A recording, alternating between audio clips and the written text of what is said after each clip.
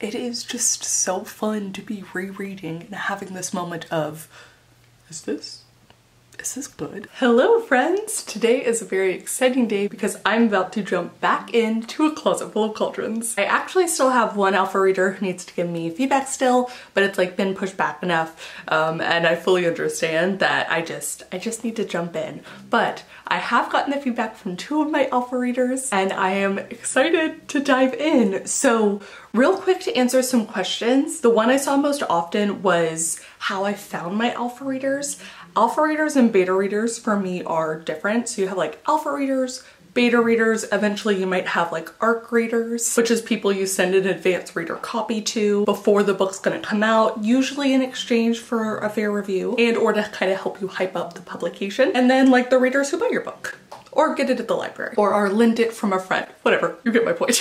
Alpha readers are the people that I send it to when it is still quite messy in some ways. Like the full story is there, but I needed to figure out if the mystery was working or not. So for me, alpha readers tend to be like focused on the very high level stuff of like, was this entertaining? Did it mostly make sense? And did I get the mystery? Was I surprised by anything in a bad way or a good way? Like just kind of high level things. And for that, I use my family and friends. Especially I use kind of non-writer family or friends, but people who love to read and people who love to read the genre that I'm writing in. So like one of my alpha readers, my brother, got me his feedback and I'm excited to go over it. I had a phone call with him. I got to meet one of my other alpha readers in person.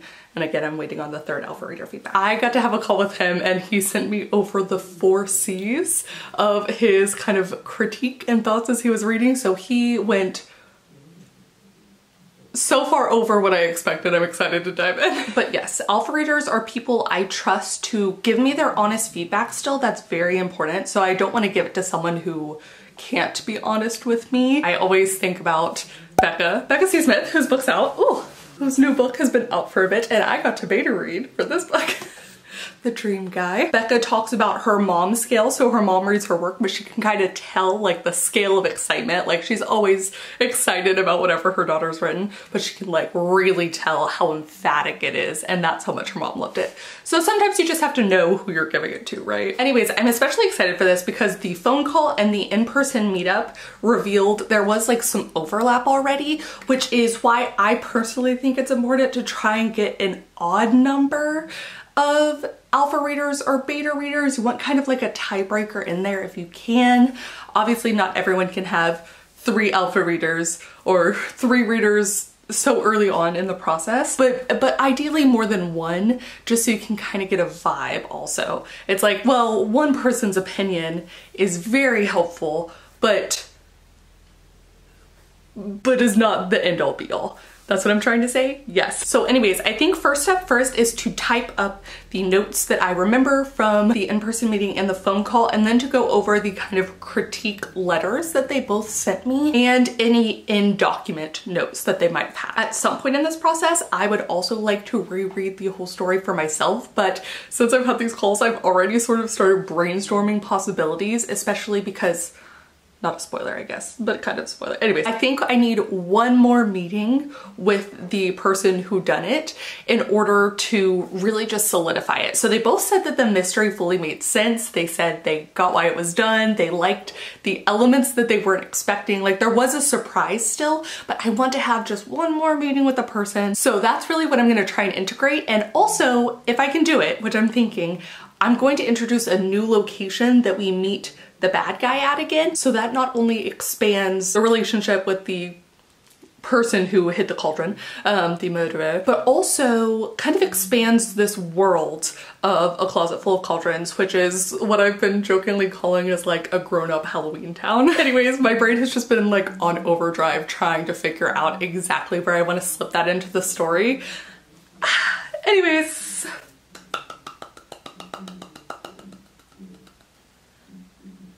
let's get started. I'm wearing my bat earrings for the occasion. Oh! And speaking of reading people's work, I was very fortunate to beta read for Laura Nettles, and I loved her story. It was so fun. So at one point, one of the characters has bat clips, and I was like, this middle grade child is fully influencing me to get back clips. And I bought them, Laura. Let's see if I can, we'll see if they're amazing. Incredible. I can't believe I've existed this long in my life without these, actually. Okay, let's get started.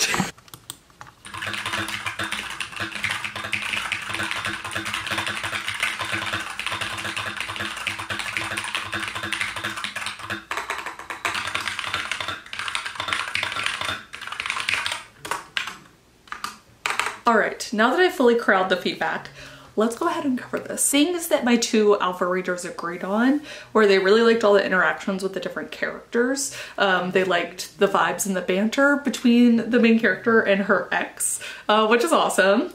And they like the introduction of some of the characters even that come a little bit later. So hooray. Also, they love the Bat character, which is what I needed. They liked the mystery, they liked the vibe. They had a really fun time, especially between when the cauldron is found and then all the way to the end, basically.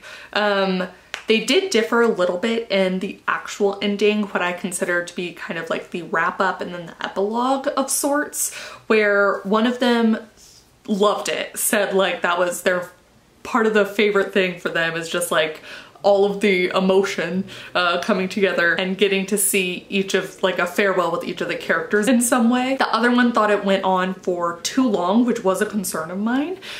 So I think I'm gonna try and kind of split the middle on this, since I was already concerned about it. Both of them, or neither of them I should say, realized that I was hinting, oh spoilers, at Eva getting sick over the course of the novel and kind of being the potential third death.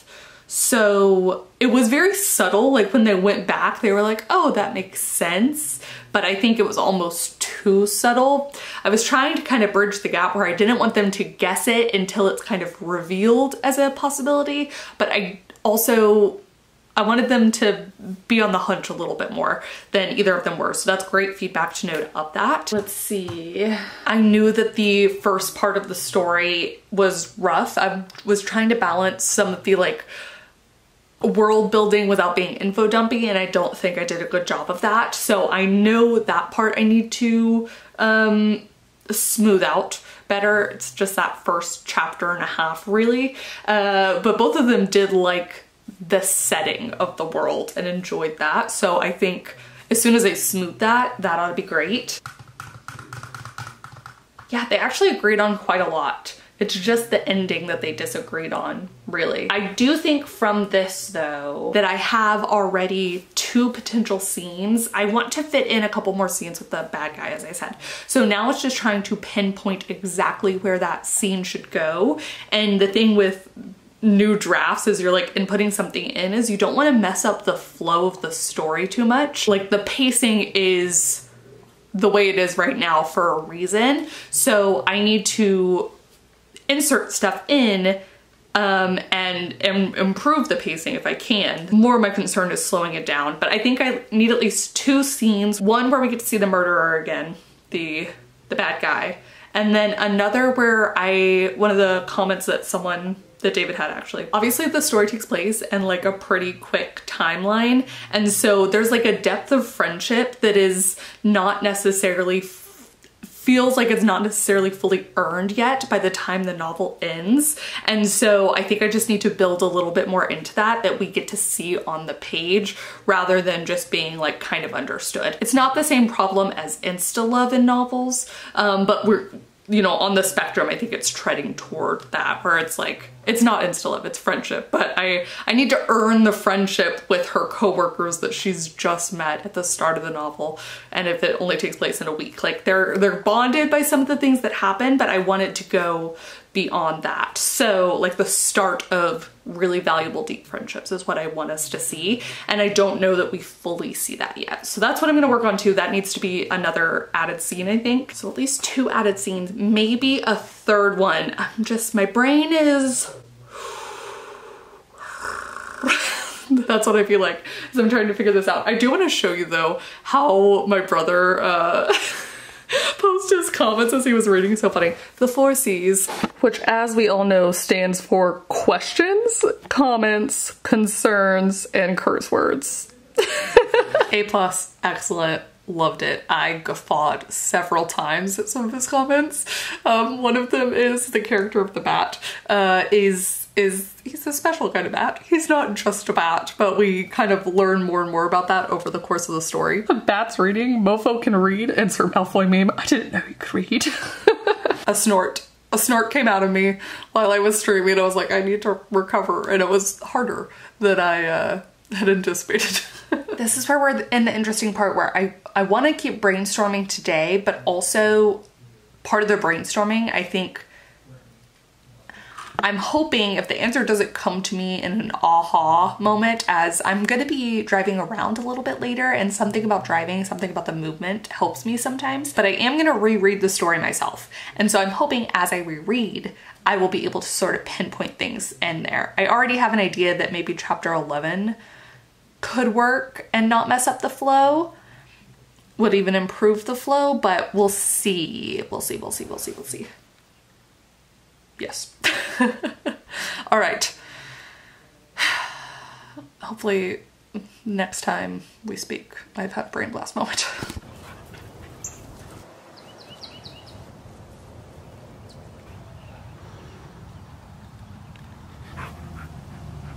Okay. I am very glad I cleaned because I need to use all this space to bring back the note cards.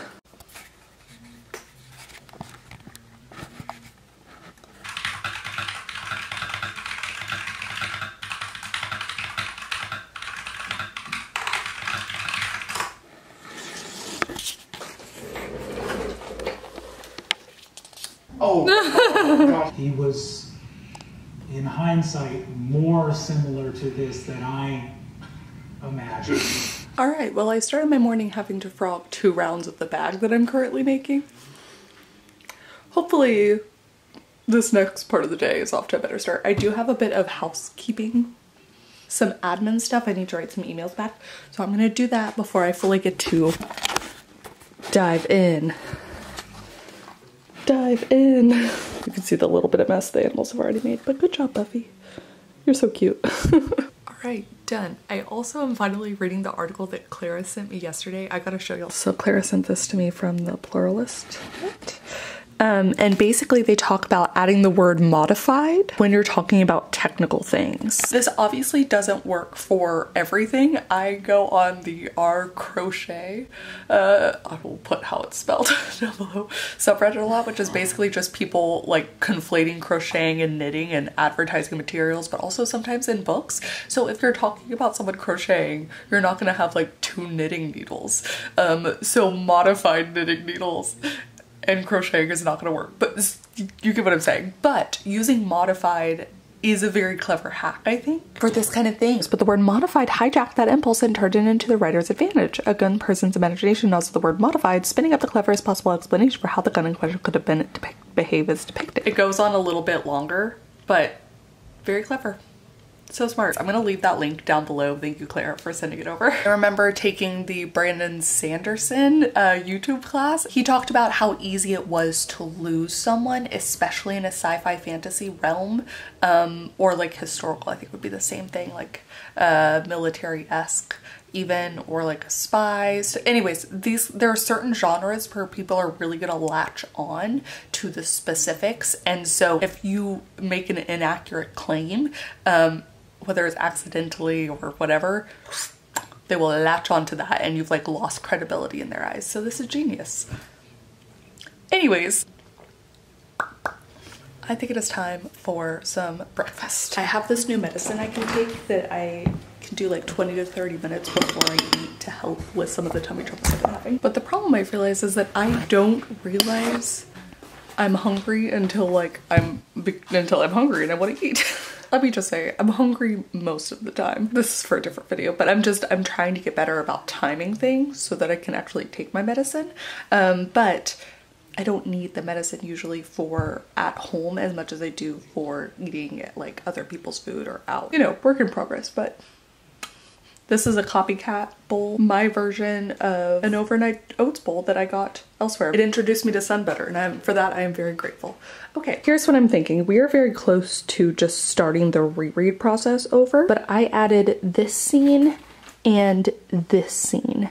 And now both of these take place in theory before what I had considered the midpoint, which is when the second victim dies. All that to say, I'm slightly worried that it is going to be a little bit unbalanced by adding these two earlier on, but I didn't get any pacing issue feedback. A bunch of people said that as soon as the cauldron was found, it kind of gripped them, and then even more so when the first victim died. So it kind of just like, we shall see, we shall see.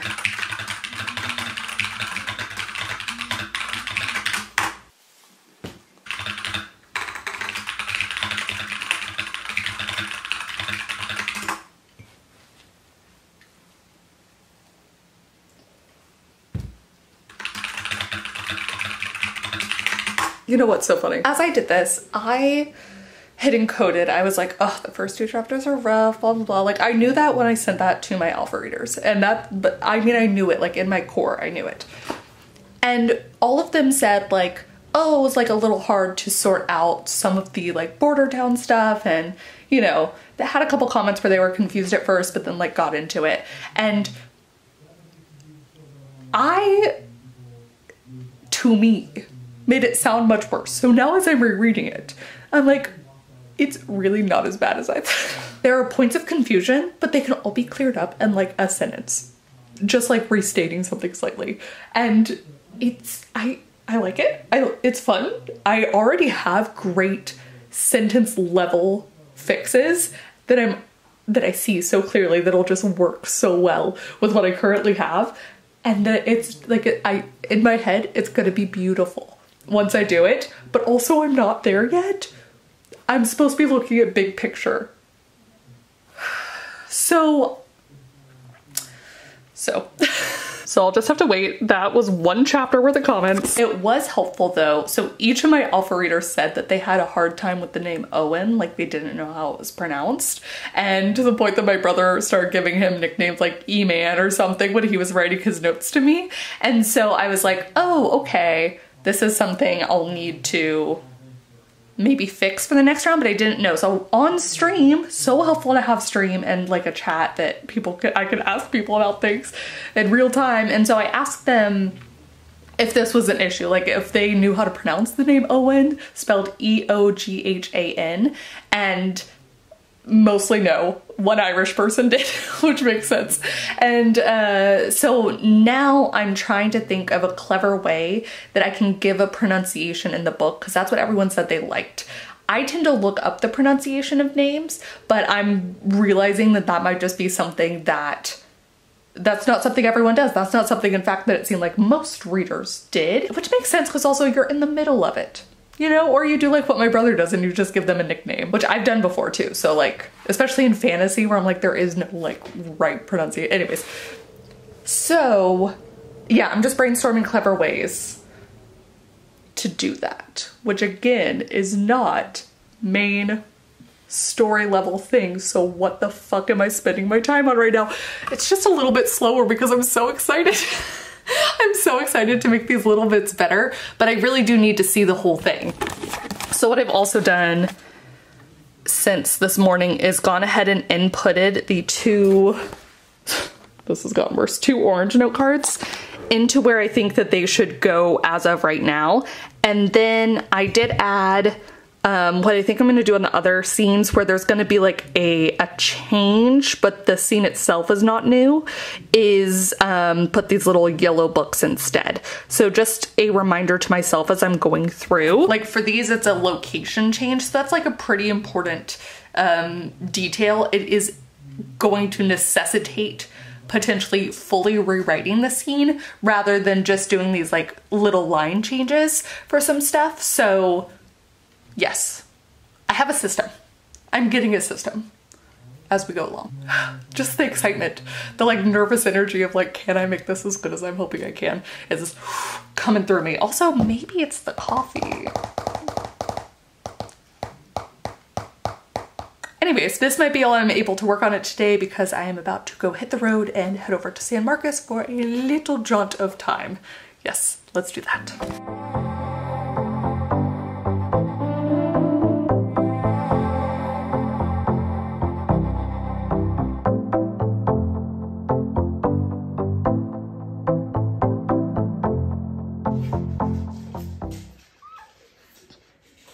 Hi.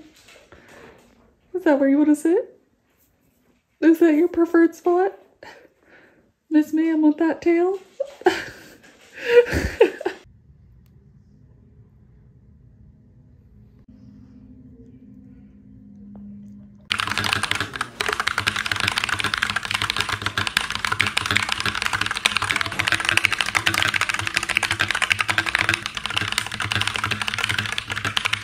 Okay, today was proof of why I like to give myself space away from the project to then go back and reread it. I'm taking my notes, I'm doing my thing, and I realized that there's a very specific scene where the pacing is just off, and I think if I can play around with that, I think if I can fix that, when I fix that, not if, when I fix that, that first part's gonna be so good.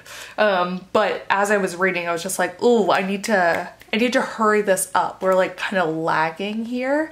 And I know why I did what I did at the time, but I can already see the solution. So basically I'm gonna be moving something that happens at the very start of this scene into this scene.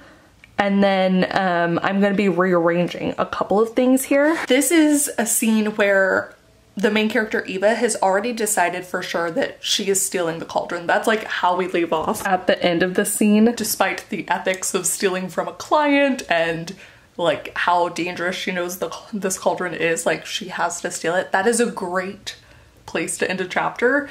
But then I go into basically her second day of working at the manor, and when we are not immediately stealing the cauldron, it kind of loses momentum. But there's a reason for that. There's a bunch of people around. We're gonna have a fun time where we actually get to meet the mayor and also get to meet on page for the first time whodunit. So like there's some great stuff here, but there's just some kind of weeds in the way. So I want to keep the good stuff and I want to get rid of the stuff that drags down the pacing. Did any of my alpha readers mention this? Not at all. Nope, no one like specifically pointed at this. Look at these 2,000 words of ideas for just the 6 chapters alone. So many ideas to make everything more clear and more fun and just read so well. But yeah, anyway, so this is my first like big scene where I was like, okay, this is a pacing problem in scene. The magic of the reread. The magic. Oh, also it's worth mentioning that this is the scene where it's like, this needs some fixing. I am now on this part of the reread. Oh my gosh, this flies by. So I think it's just gonna continue flying by. And I'm excited. This is where the first orange scene is. So I really don't have that many more chapters before I find out if I think while reading this is still a good placement. It just gets worse and worse every time I turn around. It makes sense laid out, but will it make sense when I'm actually on the page? 'Tis the question, and there's only really one way to find out.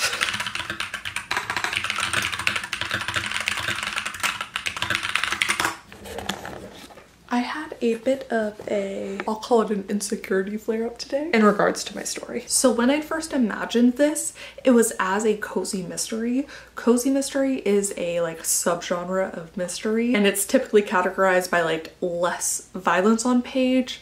It's not as gruesome, the murders. The jobs held by the protagonist are usually quite cozy. The feel of the world is cozy in that it's like kind of insulated into one like small area, and typically we're in that area and with a section of these characters for multiple books. There's also like less cursing, there's not really any sex on the page, like it's that kind of thing. That's what the like subgenre rules are. I've read a lot of cozy mystery. I love cozy mystery. One of the things that I find happens most often in cozy mystery is that there's a death either like within the first chapter or the second chapter. It doesn't have to be that way though, but that was where the insecurity was, because the mystery happens almost immediately. It's on the second chapter is when she finds this cauldron. And so the murders and the deaths are a result of the potion that is brewed in the cauldron. But I was worried that, I was like, are people in the cozy world still going to be interested if there's technically not a murder on the page until like chapter 7? It's just one of those things that I think during the revision process that your brain starts playing a trick on you. I guess I'm just worried that it's like halfway between like standard mystery and like a cozy setting versus an actual cozy mystery. Does that make sense? So anyways, I just had a bit earlier today where I had to like give myself a bit of a pep talk, and it was short-lived, but this is kind of the world in revision where I'm living right now, where I'm like kind of purposely, I'm not trying to poke holes necessarily, but I'm trying to like see it with a more critical eye. And I think naturally any of your insecurities will start flaring up during this process. So just a reminder to me, really. And this is something that I can ask my beta readers. I can specifically find people who read cozy mystery more than anything and ask if it falls under that category for them. And if not, I think it's okay if it falls in between. Like that's not gonna be an end all be all for me.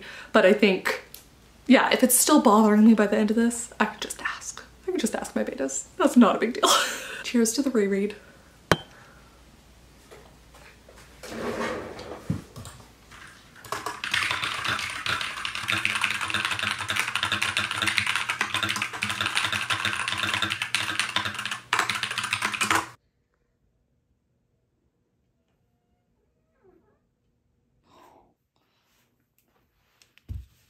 Okay, I had an epiphany on the stream today. One of the things that I asked my alpha readers was I wanted to know if they had a hunch for who the third potential death was going to be at the work of the cauldron, who it would choose, and none of them were certain. They didn't know. It was like a little bit of a surprise, not in a bad way. I think it still worked. It's not an issue, but I did just find a fun way to add in how the cauldron chose its victims.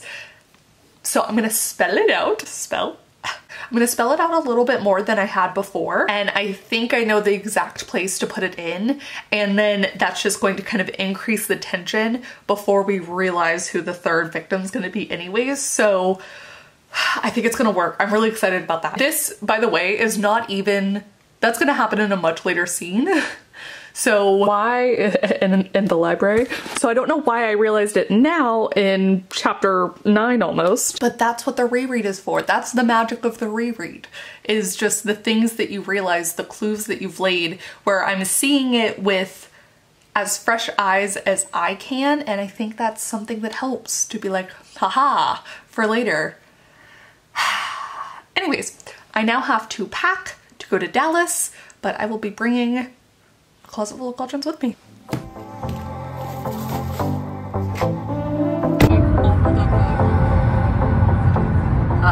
gonna live out our HGTV dreams.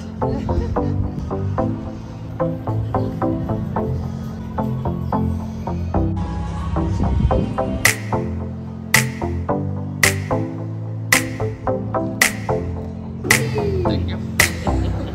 New release from like that month.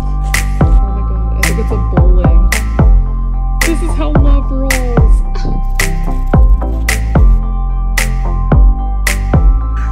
I know. I wanted to get the two of you.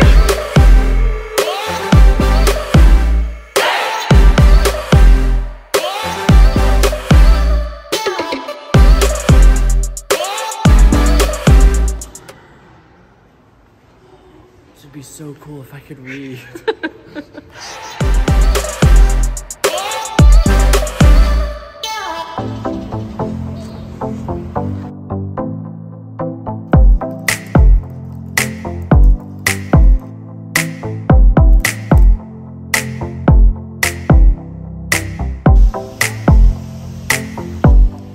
That's so cute.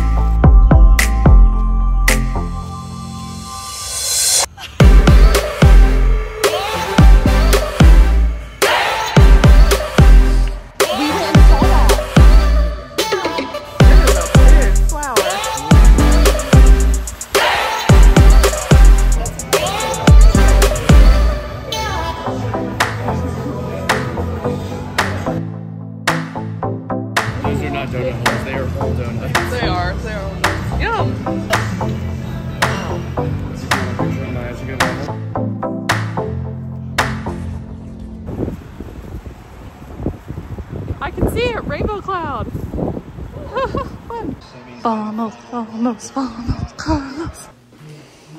Today is a double coffee kind of day, which I have not had in many months, and I'm gonna hope it does not come back to bite me. But I want to finish my reread today. I am right now on chapter 15, part of the way through. So I do feel like I can definitely get it done today.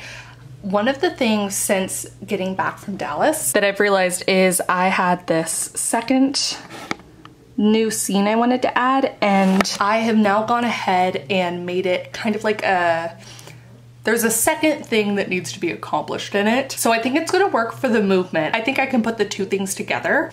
I'm trying to decide if it needs to be 2 chapters or 1, but this might be one of those things that just when I start drafting, I'll see how long it is and if there's any like, I love when I answer my own self. I'll just have to figure out when I start drafting.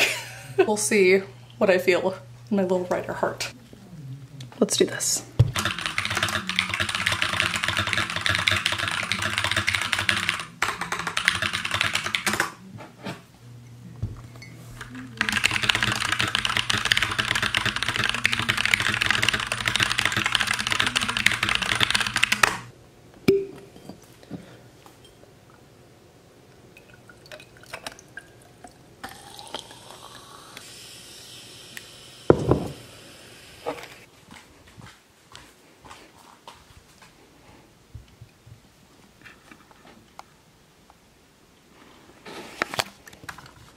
So I literally just filmed this, right? I sat down and then I pulled up Lindsay's video and then I pulled up other videos, and I have not gotten back to the reading, so what am I doing? It's funny because sometimes I think to myself, I delude myself, that if I really love a thing, if I'm like interested in a thing, that I wouldn't procrastinate, but I didn't even realize that I was doing that. That's where the issue is. I really love this story. I'm excited to reread the story. I'm excited to eventually get to the rewriting of the story. And yet I just sat down and was like, let me just go to YouTube real quick. This is how it gets you. Okay. Let's actually do the thing I meant to do.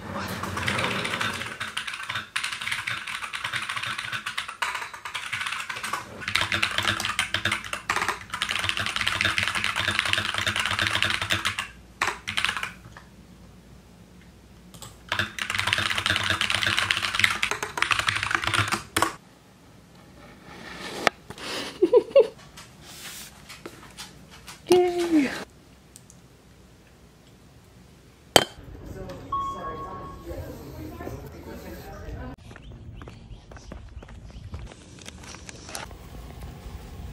You're jewelry right now, so I'll go and grab it later for a tour.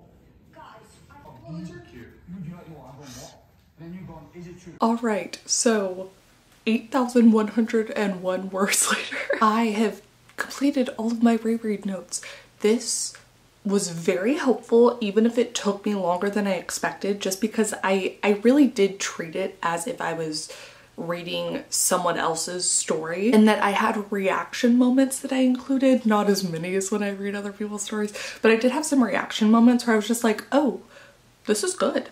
Like this is good. I enjoyed that part. Or even sometimes like, oh, I forgot that. So that was quite fun. But I do have a lot of like kind of nitpicky things that I included in where I already have a solution to something that was like a line level issue. So that's quite fun as well. I would say that that accounts for 5,000 of the 8,101 words. The other 3,101 are mostly me trying to talk through some of the changes I want to make. One of the things I was saying about the ending is that I thought we don't change locations a lot. She's in the hospital after nearly dying at the hands of this cauldron, right? So we get almost like a parade of people that are coming through to see her, and I was worried at the time that I was writing it that that might drag on. 2 of my alpha readers said it did not drag it on at all. They loved it. They loved getting to see everyone again. I think the other alpha reader had the same kind of vibe I did, where it is so nice to see all these people, but like it does kind of feel like a parade. And so I'm trying to brainstorm solutions to fix it, because as I was reading it this time, I wouldn't say I was bothered, but I think it's one of those where I could go from great to excellent. That's what I want it to be. So there are just so many good moments at the end there that I think dialogue and content wise from that place, I really don't want to change much of anything. But anyways, this is the tinkering. This is the like typing out to myself ideas, like I want to keep this, I want to do this. Maybe I change the location to a magical hospital to start, and then she moves to the other side of the border hospital rather than just starting there. Maybe she has like a moment where she's walking back to Miss Mabel's shop. Like there's some possibilities here that I think could keep that all the good and just elevate it. But you know, you don't know that until you're actually like actively putting it on the page. So that's this fun part of rewriting now, because I'm now into the rewriting stage, I guess. Revising, rewriting parts of it. Oh, I do think I am excited for those new scenes that I'm going to add in. That's really fun. And there are a bunch of within chapter changes that I want to make, like really little changes. Like one of them is she has, I'm gonna call it like the whiff of death moment, even though she is like gonna die. It's found out that she has stolen from a client that is the mayor, and so all of the offers that she'd gotten for work after this get rescinded, and so she's left being like, I did anything that I thought was right at the cost of this other thing. And so previously I had her being so busy that she never actually answered the emails to start with, but I don't think that's true to the character, which I'd like to change. And also I think it is, why would they email her to rescind if she hadn't responded yet? Anyway, so it's like, that's what I'm talking about, this like little minutia of things that I'm going to have to change. So within the chapter, that's not too bad, but then there's little things that I'm changing with information reveals at certain times, and that's the kind of compounding effect you can get of this stage of revision, where if I tell you something here, already know it here, which might change the way the reader's interpreting something as you go along, right? So that's the thing I'm going to try and be most careful about as I'm making these little changes. But I do feel like the heart of the story is solid. I think the mystery is solid. I love these characters. So there is so much good here that I'm so excited. One of these days I will figure out a better phrase than I'm so excited. I'm so excited, but not today. I do think that's gonna be it for me. Other exciting news, I found a tomato that is just now changing color. Oh, it's so cute. And the next part of Bridgerton has dropped today, so all good things. I am pumped to go on the stream today and actually start over. I think I'm gonna go with chapter 1, and I'm going to follow along with the notes that I've made directly in documents. So I'm gonna have the same reread notes and the story up and just kind of go through what I'd said before. And I think I'm gonna go that way instead of drafting the new scenes, because this way when I get to those new scenes I'll be so into that particular, the scene just before. I think it'll work better. So it's nice to have a plan, and it's nice to feel so good about things. Yeah, please do comment down below. Let me know what you're working on. Let me know how June's been treating you. Let me know if you're going to be participating in the hashtag 24-hour novel challenge that is coming up this weekend as of this filming and hopefully this posting of this video. And let me know which part of your story you are most excited to work on today. Yes, I will see you all very soon with a new video. Bye.